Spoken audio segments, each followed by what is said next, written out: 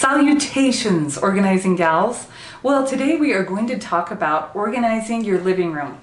So step one in the I Can Do It organizing system that you'll find in the Organize Your Joy workbook, the Mom's Complete Organizing Guide, is to imagine what are the feelings and experiences you want to have with your family in your living room. So, you know, I want to have a happy family. I think that's mostly what everyone wants. Creating a happy family is not effortless. It actually, there's conflicts, and we have to figure out how are we going to get over those little bumps. And two tools that I'm going to tell you about really quickly are creating a family mission statement and family meetings. And we as a family created our family mission statement, and I'm just going to read it to you real quick. It says, the Meldrum Family Mission Statement. We, the Meldrum family, are a united and loving family. We desire to follow God so that we may return to heaven as an eternal family.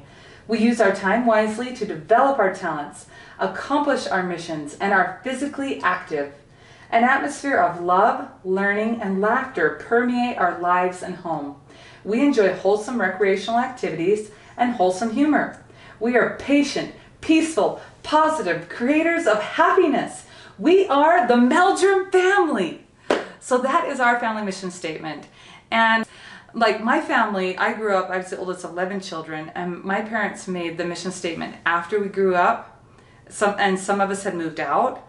And so I felt kind of sad because I didn't have a voice in their mission statement. They wrote it with the kids that were their second batch of kids. And so my children, I have 6 kids, and I invited them all to participate. And they said it was one of the worst memories of their life because we had like a staycation, and we had a meeting, well, in the morning and the afternoon for an hour each.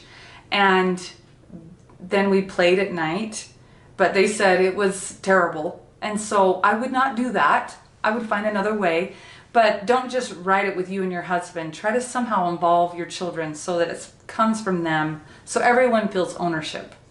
Okay, and now I'm going to tell you about a tool that changed my life even more than writing a mission statement, which is found on page 130 to 133, and it's having family council meetings once a week. And I'll just kind of show you, this is the agenda, and what this, I learned this from Jane Nelson, who wrote the book Positive Discipline. And she recommends a format similar to this. And so what we do is we have like a song and a prayer, and then we go over compliments first.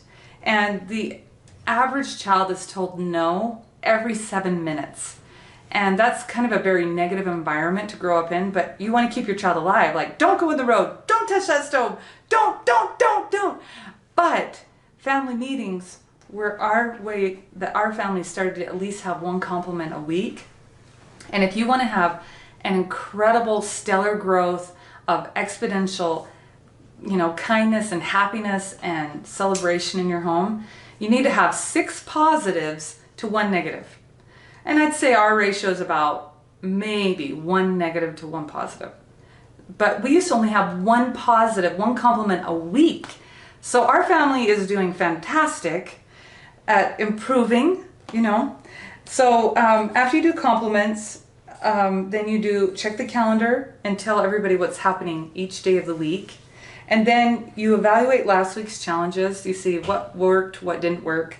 And then the final thing is you go over the challenges that have been written down. So we post this up on the fridge, and we discuss this when everyone's like on Sunday afternoon, when everybody's eaten and they're cool, calm, and collected. Or Sunday morning, we'll just discuss the challenges. We don't discuss challenges right before the bus comes when everyone's yelling and saying, he stole my coat! That's not when we discuss and have our family meeting. We do it when everybody is calm, rested, and anyway, it's been a fantastic tool. So that's why I included it in the book. So now I want to help you understand how to organize your living room so you can have some family meetings, so you can play games, so you can create whatever you want to create in your joyful home. Create motivation is the second step in the I Can Do It organizing guide. And I'm going to tell you one of my favorite ways to get motivated, and it's not going to make sense, but it does work. So it's actually to go and organize someone else's home. Go help your sister, your mom, your friend, help them organize for an hour or two, or 15 minutes, whatever. And when you come home, what happens for me is that I have 3 little miracles happen in my house. And I think it's like how you cast your bread upon the waters and it comes back to you toasted and buttered. When you think it should come back and be soggy and no one would ever want it. But truly, you go and organize someone else, you come home, and every single time I've done it, I've had 3 breakthroughs in my house. So try it. See if it works. You can just organize your friend and then that can help you get the motivation to organize your living room. So the next thing, step 3, is assess. Assess the piles, the personality, and the purpose of the space. So with the piles, what you do is you do not touch any piles. You just get a little piece of paper, you write a 2-column list, and you write piles. And then the next column you write why the piles are there. So then you write down, there's a pile of shoes by the door. There's a pile of coats by the hall. There's a pile of papers. There's a pile of homework. There, you just write down all the piles you can see. Do not touch them. Just write it down. And then in your next column, you write down why the pile is there. And you kind of just, you'll figure out, oh, that pile's there because there hasn't been any training on where that item goes. Or you'll figure out that pile's there for because no one has a good habit. I haven't taught them how to have a good habit. Or maybe you'll draw blanks. So then ask your buddy and say, hey, why do you think this pile is here? And your buddy will have some ideas for you. With personality, you need to figure out what are the personalities of my family. Are they neat freaks or are they clutter bugs? Do they have good habits, or do I need to make this system super simple so they'll actually organize and maintain the home? The purpose of the room is the next thing you need to figure out. Do you want to create laughter? How are you going to create enjoyment? Is it a room for singing, music? Figure out what is the purpose of your living room. And for me, I wanted laughter and games to happen. And so even though it doesn't look designer perfect, I have a large round card table that we roll behind one of the couches, and you can kind of slightly see it.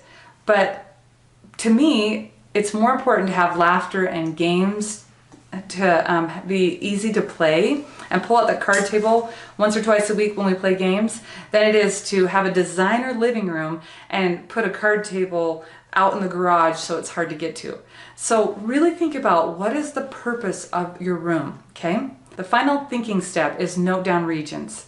And this is where you draw a little square of your room on a map and you write down what are the different regions. That's where you put like items with like items.